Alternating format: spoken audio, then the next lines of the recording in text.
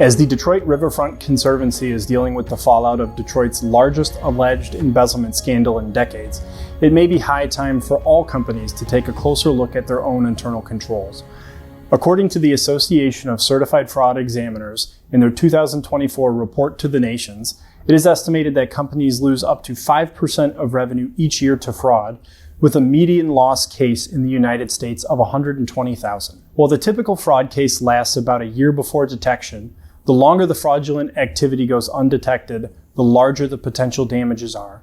According to the association, if fraud extends out to 5 or more years without detection, the median loss skyrockets to over $850,000 per case.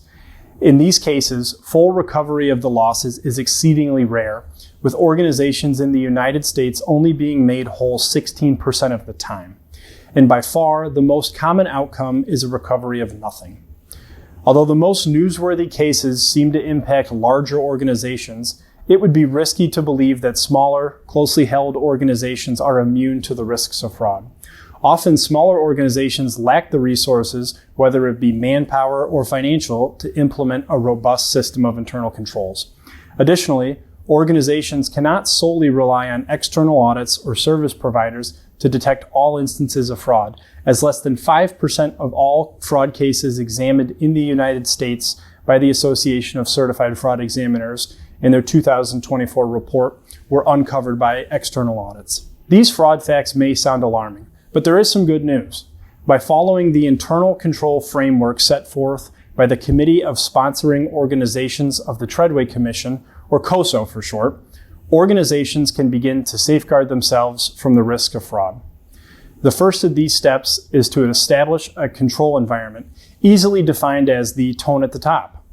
Establishing a tone at the top, demonstrating commitments to integrity, ethical values, and competency through an organization's attitude and operational style. This tone at the top is set at the highest level of the organization, whether it be the board of directors, senior management, or owner-managers, and can be communicated to all employees through anti-fraud policies and frequent fraud trainings or anti-fraud communications. The second step is to perform a risk assessment, analyzing for areas where the organization may be most vulnerable to the risk of fraud or other operational risks.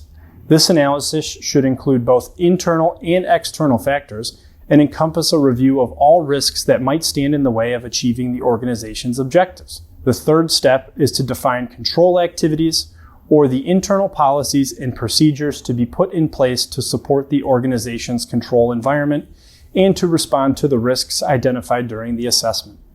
Commonly, control activities are broken up into two buckets: detective and preventative controls.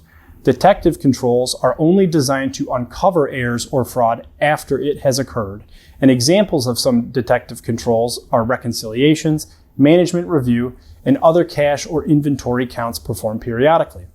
Preventative controls, on the other hand, are designed to stop errors or fraud before they occur. Examples of preventative controls are segregation of duties, access controls, and dual authorizations and approvals. And while having both detective and preventative controls are important to support the overall control environment, in safeguarding a company from losses due to fraud, having a robust system of preventative controls is imperative. As previously mentioned, once an organization's cash or assets are out the door, it is rare for that organization to be made whole. As such, organizations should zero in on relevant preventative control activities and focus resources on supporting those. Next, organizations should develop an information and communication system that allows for relevant financial and operational information to be captured and communicated in a time frame and method that allows the organization to effectively operate the business and support the control environment. This can be achieved by an investment in technology systems, as well as maintaining open lines of communications across both operational units and organizational lines.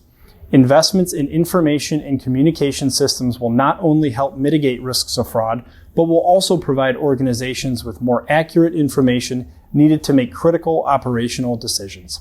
Finally, organizations need to monitor their internal control environment through ongoing monitoring of the internal control systems and periodic reevaluations of operational risks and the control environment. Organizational leaders will need to regularly monitor the existing systems in place to ensure that they are functioning as intended, as well as to ensure they are not being subverted.